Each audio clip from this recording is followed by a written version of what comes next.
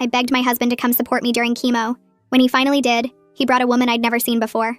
This is my new girlfriend. She'll be taking over when you're gone. The treatment room went silent as 12 patients whipped their heads around. Brooke has been incredible at supporting me through this hard time for us, he said. The woman wearing my missing Christmas earrings smiled. Peter's told me so much about you. My mouth opened, but nothing came out. The nurse found her voice first. Sir, this is a treatment room. Family only. But Brooke is family. He squeezed her hand. Or will be. Soon. When the inevitable finally happens. He checked his watch. We can't stay.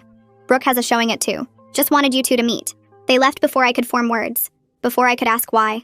That night, alone in our bed while Peter was working late, everything clicked. It wasn't just an affair.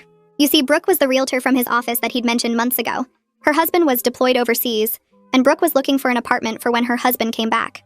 Peter started staying late, the same month she started going to viewings. And as soon as I got diagnosed, Peter started asking me for money. Suddenly, his cousin's kids had cancer and needed $2,000 per month. He knew I'd recently inherited money. So right after chemo, when I was too exhausted to even think, he'd hand me the withdrawal slips to sign. I put everything together and came to the conclusion that $2,000 was their rent money. Peter and Brooke had moved in together the day I got diagnosed.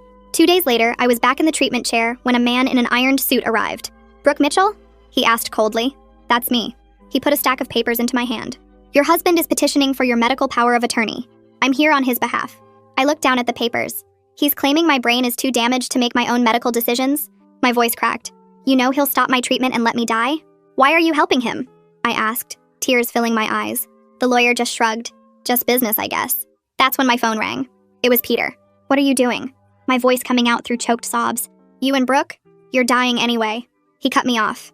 His tone was patient, like he was explaining basic math to a child. I just want me and you to both suffer less. But I'm responding to treatment, I said while crying. Doctors say my numbers are... Doctors just say that to keep you paying them for longer. Anyways, you should be grateful I haven't abandoned you completely. This is harder on me, you know, watching you deteriorate. I could hear traffic. He was driving. At least you get to rest soon. I have to live with this trauma forever. If you really loved me, you'd see how much I need Brooke's support right now. He was actually positioning himself as the victim. Peter, the lawyers say this is all standard. Don't make this difficult. The line went dead. I was still sobbing when his lawyer, who'd heard everything, told me I had 72 hours to sign it before my husband takes drastic action. The entire treatment room stared at me as he walked away.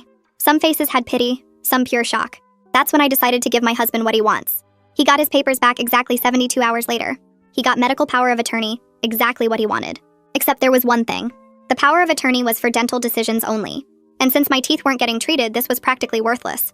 But the best part was I'd mailed it directly to his office, specifically during his partner meeting. I even taped a penny to his envelope, writing,